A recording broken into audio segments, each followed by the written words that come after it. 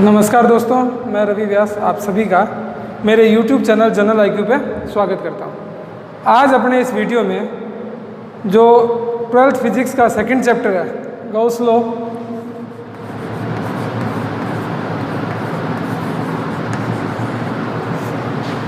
And it's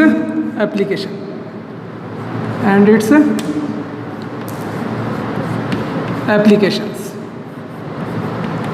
इसको start करने जा रहे हैं। इससे पहले अपन ने पहला चैप्टर जो है electric field and charge complete कर चुके हैं। आज अपने देखेंगे गॉस लॉ, उसकी क्या एप्लीकेशन है, उन सब के बारे में अपने स्टार्ट करेंगे।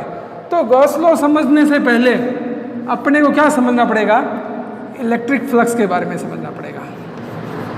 गॉस लॉ तभी समझ आ पाएगा जब अपने इलेक्ट्रिक फ्लक्स की अवधारणा को, जो इलेक्ट्रिक फ्लक्स जो क्वांटिटी है अपने, इसके बारे में जब अपने को पता होगा तो अपने गॉस लॉ पढ़ सकेंगे, और गॉस लॉ पढ़ लेंगे तभी उसकी एप्लीकेशन अपने यूज़ कर सकेंगे। तो सबसे पहले बात करते हैं अपने इलेक्ट्रिक फ्लक्स की। तो आइए स्टार्ट करते हैं सबसे पहले एरिया वेक्टर से। इलेक्ट्रिक फ्लक्स में सबसे पहले स्टार्ट करेंगे अपने एरिया फ्लक्स को। तो देखते हैं एरिया फ्लक्स होता क्या है, एरिया वेक्टर सॉरी क्या होता है। देखिए अपने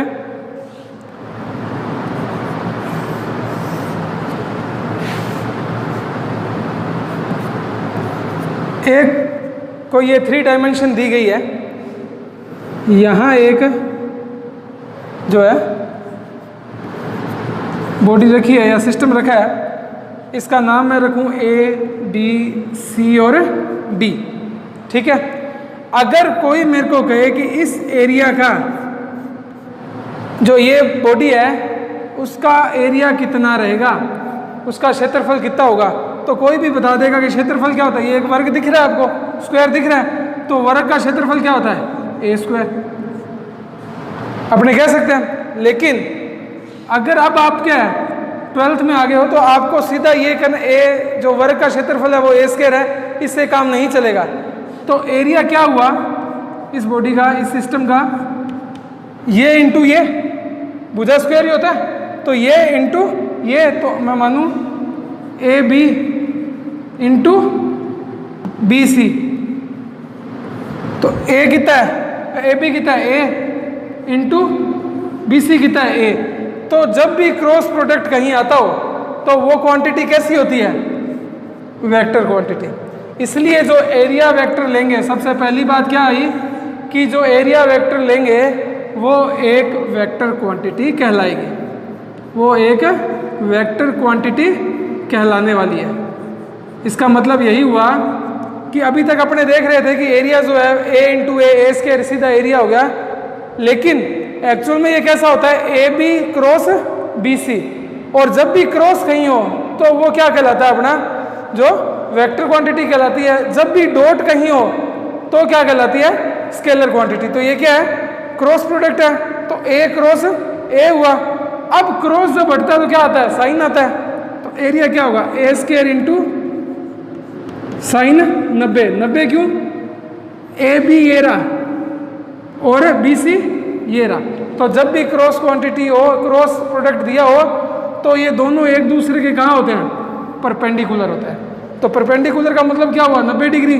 तो एरिया क्या आएगा वही A स्क्वायर, लेकिन उसमें चेंज क्या है कि इस बारी जो एरिया है अपने यहाँ पढ़ रहे हैं कि एरिया क्या है, एक वेक्टर क्वांटिटी है। कैसे कि AB क्रॉस BC होगा, और AB क्रॉस BC, क्रॉस हमेशा वेक्टर क्वांटिटी में ही आता है, और इन दोनों का रिजल्टेंट जो क्या रहेगा, परपेंडिकुलर रहेगा। तो यहाँ थीटा की जगह क्या आ गया, 90 डिग्री। तो A स्क्वायर यहाँ इस एरिया की वैल्यू वही आई, लेकिन इसको मैंने वेक्टर तरीके से निकाला, तो मैं कह सकता हूँ कि मेरा एरिया जो है वो क्या है, एक वेक्टर क्वांटिटी है। आगे देखिए अपने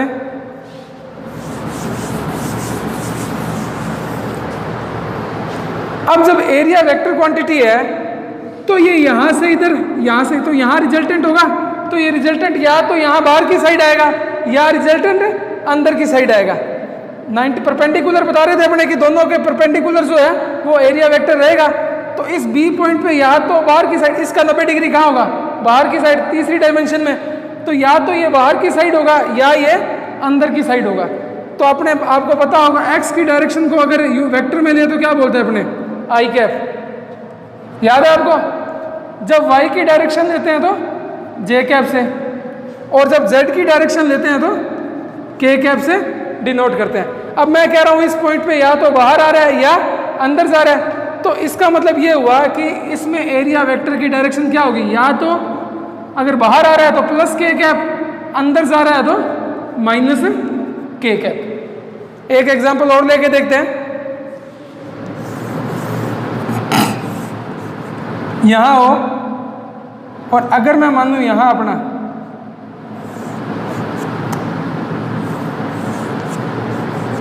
इसको माना जाए, इस जगह का निकालना हो, तो अब क्या होगा, या तो पहले यहां था तब इसके ऊपर साइड या नीचे की साइड, अब ये कहाँ है, यहाँ है, तो या तो ऊपर की साइड होगा या नीचे की साइड एरिया वेक्टर होगा। पहले क्या था कि ये चीज थी वो यूं थी, तो यूं या तो इधर बाहर की साइड इधर या इधर अंदर की साइड, तो बाहर आया तो पॉजिटिव के कैप और अंदर आया तो नेगेटिव के कैप। अब क्या हुआ, अब ये जो चीज है वो यूं होगी, तो यूं हुआ तो या तो ऊपर की साइड और या नीचे की साइड। तो ऊपर की साइड कौन सा एक्सिस है, वाई, तो वाई एक्सिस है, तो उसका मतलब वाई एक्सिस पे कौन सा होता है, जे कैप। तो या तो ये पॉजिटिव जे कैप होगा या नेगेटिव जे कैप होगा, अगर डायरेक्शन है बाहर की साइड आई तो। ठीक है, तो ये एरिया वेक्टर की कुछ बात हुई। और ये जो है 2 डायमेंशन की अगर बात करें अपने, यहाँ 2 डायमेंशन में डायग्राम बन रहे थे, तो 2 डायमेंशन को अपने ओपन सरफेस बोलते हैं। जैसे वर्ग है, वृत्त है, ये सब क्या हुए, 2 डायमेंशन में हुए, इसे क्या बोलते हैं अपने, ओपन सरफेस। और ओपन सरफेस में पॉजिटिव और नेगेटिव दोनों डायरेक्शन ही क्या है, एरिया वेक्टर की वैलिड है।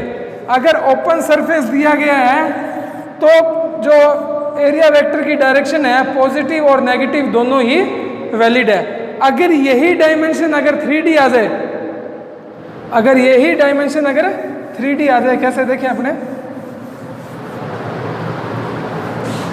वर्ग की 3D इमेज कौन सी होगी, घन।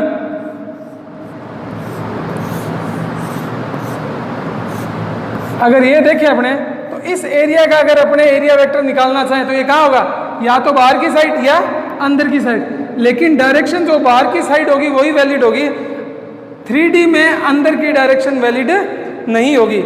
तो 3D यानी क्लोज्ड सरफेस, यानी क्लोज सरफेस, और क्लोज सरफेस में सिर्फ आउटवर्ड डायरेक्शन दिखाई जाएगी, आउटवर्ड डायरेक्शन है वही वैलिड रहेगी क्लोज में। और ओपन में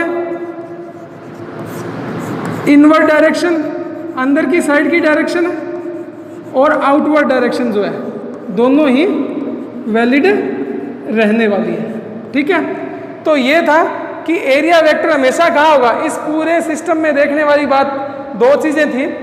पहली चीज़ ये थी कि एरिया एक वेक्टर क्वांटिटी है और एरिया वेक्टर जो हमेशा परपेंडिकुलर रहता है। और दूसरी बात ये थी कि क्लोज सरफेस में सिर्फ आउटवर्ड डायरेक्शन में एरिया वेक्टर होगा, और ओपन या जिसे हमने 2D डायमेंशन बोले उसमें अंदर और बाहर दोनों डायरेक्शन वैलिड होगी। ठीक है, तो ये था एरिया के बारे में बात। अब बात करते हैं इलेक्ट्रिक फ्लक्स की।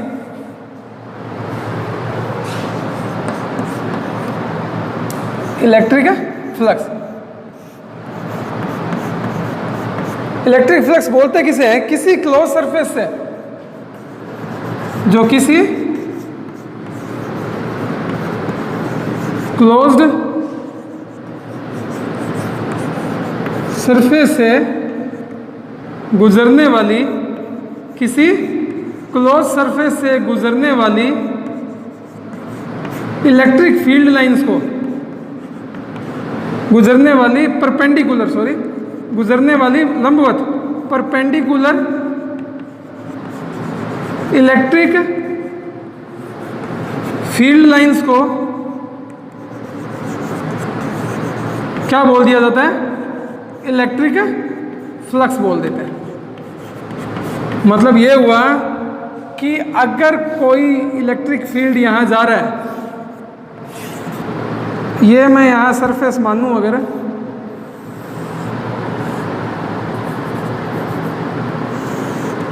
अगर, ये सरफेस में मानूँ तो इसके अंदर से जो लंबवत इलेक्ट्रिक फील्ड जा रही है,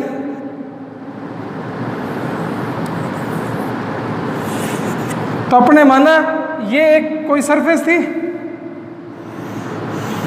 इसके अंदर से ये इलेक्ट्रिक फील्ड, और ये कोई सरफेस यहाँ स्थित है। तो इस सरफेस में से अगर कोई इलेक्ट्रिक फील्ड लाइंस गुजरती है परपेंडिकुलर अगर गुजरती है, उसको क्या बोल देते हैं अपने, इलेक्ट्रिक फ्लक्स बोल देते हैं। अब अपने कुछ एग्जांपल देखें इसमें।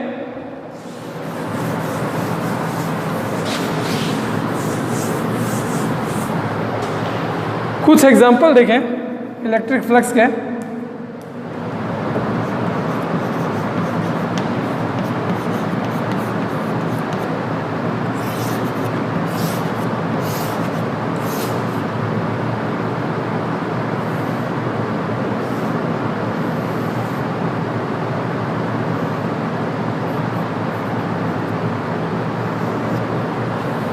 एक ये चीज थी,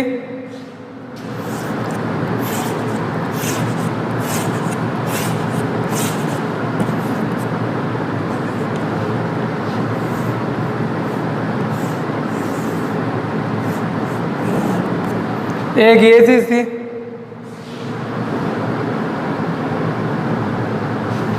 इसको भी थोड़ा छोटा बनाए।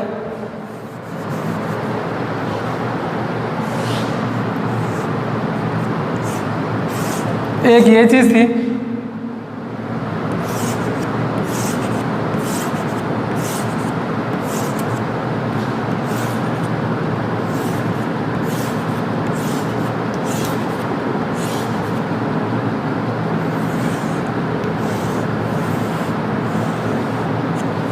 तीन डायग्राम है, ये इलेक्ट्रिक फील्ड, ये भी इलेक्ट्रिक फील्ड, ये भी इलेक्ट्रिक फील्ड, सभी यूनिफॉर्म इलेक्ट्रिक फील्ड ही है। तो मैं देखूं कि ये मैं एक बार एग्जांपल के तौर पे मानूं यहाँ इलेक्ट्रिक फील्ड लाइंस क्या है, कम है, स्ट्रॉन्ग इलेक्ट्रिक फील्ड नहीं है। तो मैंने देखा इसके अंदर से जो है ये दो इलेक्ट्रिक फील्ड लाइंस गई, तो यहाँ जो इलेक्ट्रिक फ्लक्स क्या होगा कि किसी सरफेस से गुजरने वाली परपेंडिकुलर जो है इलेक्ट्रिक फील्ड लाइंस है वो क्या कहलाती हैं, फ्लक्स कहलाती हैं। तो यहाँ से दो लाइनें ही इस सरफेस से होकर गुजरी। फिर यहाँ मैं देखूँ तो यहाँ मैं देख रहा हूँ कि इलेक्ट्रिक फील्ड पहले जो कमज़ोर था, यहाँ क्या हुआ, स्ट्रॉन्ग इलेक्ट्रिक फील्ड आ गया। यहाँ क्या आया, स्ट्रॉन्ग इलेक्ट्रिक फील्ड आ गया। तो अब जब स्ट्रॉन्ग इलेक्ट्रिक फील्ड आया है तो इसमें से जो क्या, पहले यहाँ सेम एरिया था, पहले दो लाइनें गुजर रही थी, अब कितनी गुजरी, 1 2 3 4 5 6, अब कितनी गुजर रही है, 6। तो यहाँ फ्लक्स कम था, यहाँ फ्लक्स ज़्यादा हुआ। क्यों, क्योंकि फ्लक्स तो क्या हुआ, इस सरफेस के अंदर से जो गुजरेंगी वही जो इलेक्ट्रिक फील्ड लाइन वही फ्लक्स कहलाएगी। तो यहाँ फ्लक्स लाइन कम गुजर रही थी क्योंकि इलेक्ट्रिक फील्ड क्या था, कमज़ोर था। यहाँ इलेक्ट्रिक फील्ड क्या हुआ, स्ट्रॉन्ग हुआ, तो इलेक्ट्रिक फील्ड लाइन ज़्यादा गुजरने लगी, तो फ्लक्स भी क्या हुआ, ज़्यादा हो गया। या मैं यहाँ देखूँ सेम यही इलेक्ट्रिक फील्ड लाइन थी, लेकिन मैंने इसका एरिया क्या कर दिया, बढ़ा दिया। तो पहले यहाँ दो ही लाइनें काट रही थी, और अगर वो 3 3 6 इसको भी मानूँ मैं, तो ये 6 थी, ये भी 6 लाइनें हैं, लेकिन पहले एरिया कम था तो दो ही लाइनें काट रही थी। अब मैंने इस सरफेस का एरिया बढ़ा दिया तो सारी लाइनें इसको क्या कर रही हैं, काट रही हैं। तो मैंने देखा यहाँ भी फ्लक्स की वैल्यू बढ़ी, एरिया बढ़ाने पे भी इसके फ्लक्स क्या होगा, जो परपेंडिकुलर लाइनें इनको इलेक्ट्रिक फील्ड लाइन इस सरफेस को काटेंगी, तो इसमें ज़्यादा काट रही है तो फ्लक्स ज़्यादा, इसमें भी ज़्यादा काट रही है तो फ्लक्स ज़्यादा, इसमें कम काट रही है तो फ्लक्स कम। तो इन दोनों में क्या डिफरेंस है इससे, कि यहाँ तो इलेक्ट्रिक फील्ड स्ट्रॉन्ग हुआ और यहाँ एरिया बढ़ा। तो इसका मतलब ये हुआ कि अगर इलेक्ट्रिक फ्लक्स की मैं बात करूँ, अगर मैं इलेक्ट्रिक फ्लक्स की बात करूँ तो ईज फ्लक्स को लिखेंगे फाई से, इलेक्ट्रिक फ्लक्स को। तो इलेक्ट्रिक फ्लक्स जो है वो इलेक्ट्रिक फील्ड बढ़ने से बढ़ता है, तो समानुपाती हुआ। इलेक्ट्रिक फ्लक्स जो है वो क्या है, एरिया बढ़ने के साथ भी क्या है, बढ़ रहा है, तो ये इसके भी क्या हुआ, प्रोपोर्शनल हुआ। ये दो चीज़ें मेरे को यहाँ मिली। तीसरी चीज़ और देखते हैं अपने,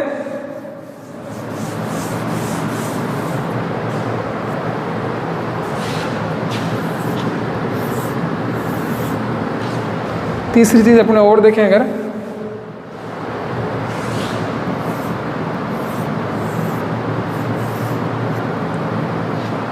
इसका एरिया वेक्टर अगर मैं यहाँ निकालूँ, ये मैं निकाल दिया इसका एरिया वेक्टर, और मैं मानूँ इलेक्ट्रिक फील्ड यहाँ कैसे आ रहा है, ठीक है, यहाँ से यहाँ कितना एंगल है, थीटा एंगल से कोई इलेक्ट्रिक फील्ड आ रहा है। तो अब मैंने कहा कि इलेक्ट्रिक जो एरिया वेक्टर है वो कहाँ काम करेगा, परपेंडिकुलर, परपेंडिकुलर। तो यहाँ एरिया वेक्टर क्या हुआ, परपेंडिकुलर काम किया। अब ये इधर जाने की कोशिश करेगा तो ये घटक कौन सा हुआ, थीटा के पास वाला घटक ई कोस थीटा, और ये घटक कौन सा हुआ, ई साइन थीटा। अब मैंने क्या कहा कि किसी सरफेस से जो गुजरती है इलेक्ट्रिक फील्ड लाइंस, कब, लंबवत, तो लंबवत कौन सा है, ये, तो जो एरिया वेक्टर भी लंबवत था, तो एरिया वेक्टर की डायरेक्शन में जो इलेक्ट्रिक फील्ड लाइंस होगी वही क्या क्रिएट करेंगी, फ्लक्स क्रिएट करेगी। ये फ्लक्स क्रिएट नहीं करेगी, ना ही ये फ्लक्स क्रिएट करेगी। तो कौन सी जो है इलेक्ट्रिक फील्ड लाइंस है वो फ्लक्स क्रिएट करेगी, जो इस सरफेस के परपेंडिकुलर जा रही है। तो मैंने देखा कि थीटा एंगल यहाँ है, तो थीटा का जो है क्षैतिज घटक या हॉरिजॉन्टल कंपोनेंट कहाँ होता है, कोस थीटा, और परपेंडिकुलर जो या ऊर्ध्वाधर जो कंपोनेंट है वो क्या होता है, ई साइन थीटा। मेरे को चाहिए इलेक्ट्रिक फील्ड लाइंस इस सरफेस से परपेंडिकुलर होती हुई, तो परपेंडिकुलर तो एरिया वेक्टर है, तो एरिया वेक्टर की डायरेक्शन में जो इलेक्ट्रिक फील्ड लाइंस जाएगी वो क्या होगी, परपेंडिकुलर होगी। उसी के कारण मेरे को क्या मिलेगा, फ्लक्स मिलेगा। तो मैं इन दोनों से ये लिख सकता हूँ कि फाई बराबर क्या हो जाएगा, यहाँ क्या था, ई ए था ना, इससे फाई क्या आया, फाई ई के भी प्रोपोर्शनल है, फाई ए के भी प्रोपोर्शनल है, तो मैं मान सकता हूँ फाई बराबर ई ए। यहाँ से ई भी क्या है, वेक्टर है, ए भी क्या है, वेक्टर है। ये वेक्टर है या नहीं है, इसको अपने देखते हैं फ्लक्स को। तो यहाँ मैं देखूँ इन दोनों का मल्टीप्लाई क्या हुआ, ई ए कोस थीटा। कोस थीटा कब आता है, जब अपने डॉट प्रोडक्ट करते हैं। जब भी डॉट प्रोडक्ट करते हैं तो क्या होता है, कोस थीटा आता है। ई डॉट ए क्या होता है, ई ए कोस थीटा। तो इसका मतलब ये डॉट का क्या कहलाता है, ये एक स्केलर को शो करता है, स्केलर को शो करता है, अदिश राशि को शो करता है। तो इसलिए अपने कह सकते हैं फाई जो है, फ्लक्स जो है क्या रहेगा, हमेशा एक अदिश राशि रहेगा। एरिया हमेशा जो है वो एक सदिश राशि रहेगा। इलेक्ट्रिक फील्ड मेरे को पता ही है कि वो क्या है, सदिश राशि है। फाई बराबर क्या हुआ, ई इंटू ए कोस थीटा। तो फाई ई क्या, ई का जो अगर यहाँ देखूँ मैं तो एंगल क्या हुआ, जब भी एरिया वेक्टर और इलेक्ट्रिक फील्ड लाइंस जब दोनों पैरेलल चलेंगी उस टाइम मेरे को फ्लक्स क्या मिलेंगे, मैक्सिमम मिलेंगे। मैं उस फॉर्मूले, उस डेफिनेशन को जो क्या कह रहा था कि इलेक्ट्रिक फील्ड लाइंस जब एरिया सरफेस के परपेंडिकुलर जाती है तो मैक्सिमम जो है फ्लक्स क्रिएट करती है। और फ्लक्स भी क्रिएट तभी करेगी जब जो अपनी सरफेस है उससे परपेंडिकुलर निकलती होगी, गुजरती होगी। तो जब दोनों इस एरिया के जो परपेंडिकुलर गुजरेगी तभी एरिया वेक्टर तो परपेंडिकुलर हो गई, इलेक्ट्रिक फील्ड लाइंस भी परपेंडिकुलर गुजरी, तो दोनों एक दूसरे क्या होगी, पैरेलल होगी। तो cos थीटा क्या हुआ, 0। तो फाई बराबर क्या आ जाएगा, E इंटू ए। तो आप यहाँ से देख सकते हैं कि ये अपना जो है फ्लक्स का फॉर्मूला हुआ। तो ये फ्लक्स का कॉन्सेप्ट है। जब तक ये कंसेप्ट अपने को नहीं आएगा तब तक अपने गॉस का नियम नहीं कर सकते। तो आज अपने क्या क्या चीज़ देखी कि एरिया एक वेक्टर क्वांटिटी है। एरिया क्यों वेक्टर क्वांटिटी है, क्योंकि एरिया वेक्टर जब अपन ने देखा कि किसी वर्ग की भी बात करी तो A B cross B C पे अपने जाएं तो क्रॉस प्रोडक्ट हमेशा वेक्टर क्वांटिटी को दिखाता है। और वो ये भी दिखाता है कि दोनों एक दूसरे, उसका रिजल्टेंट कहाँ बनेगा, उसके परपेंडिकुलर बनेगा। इसीलिए सरफेस के परपेंडिकुलर ही हमेशा जो है एरिया वेक्टर अपने को निकालना पड़ेगा। पहली चीज़ ये देखी। दूसरी अपन ने देखी कि जब कभी भी 2D इमेज है, वर्ग है, आयत है या क्या है, वृत्त है, 2D इमेज है या ओपन सरफेस जिसे बोलते हैं, तो एरिया वेक्टर आउटवर्ड और इनवर्ड दोनों डायरेक्शन जो उसकी वैलिड रहेगी। लेकिन अगर 3D है, 3 डायमेंशन में है, जैसे घन हो गया, गोला हो गया, तो उस कंडीशन में जो है सिर्फ आउटवर्ड डायरेक्शन जो है वो वैलिड रहेगी, इनवर्ड डायरेक्शन वैलिड नहीं रहेगी। दो चीज़ें होगी। तीसरी फिर इलेक्ट्रिक फ्लक्स की बात करी तो वो क्या होता है, किसी सरफेस से गुजरने वाली जो है परपेंडिकुलर इलेक्ट्रिक फील्ड लाइंस है वो क्या कहलाती है, अपनी जो इलेक्ट्रिक फ्लक्स कहलाती है। तो मैंने देखा कि इलेक्ट्रिक फ्लक्स जो है विद्युत क्षेत्र बढ़ने पर फाई बढ़ता है, एरिया बढ़ने पे भी फाई बढ़ता है, तो फाई बराबर ये आया। यहाँ मैंने अगर इलेक्ट्रिक फील्ड लाइन यहाँ देखी तो मेरे को पता है कि ये कब इलेक्ट्रिक फ्लक्स मिल पाएगा मेरे को, जब ये इस सरफेस के इलेक्ट्रिक फील्ड लाइंस क्या होगी, परपेंडिकुलर लाने के लिए ये क्या हुआ, ई कोस थीटा। तो फाई बराबर क्या हो गया, ई ए कोस थीटा। कोस थीटा को मैं ई ए कोस थीटा को ई डॉट ए लिख सकता हूँ। डॉट क्या होता है, एक वेक्टर स्केलर क्वांटिटी होती है, तो स्केलर मल्टीप्लिकेशन करते हैं तब क्या आता है, डॉट आता है। तो इसका मतलब मेरा फाई जो फ्लक्स है वो क्या है, एक जो है स्केलर क्वांटिटी है। तो ये था इलेक्ट्रिक फ्लक्स के बारे में। अब कल अपने देखेंगे इसी इलेक्ट्रिक फ्लक्स से जुड़ा हुआ गाउस का नियम। तो आपको ये वीडियो अच्छा लगा हो तो ज़्यादा से ज़्यादा लाइक करें, शेयर करें, सब्सक्राइब करें। धन्यवाद।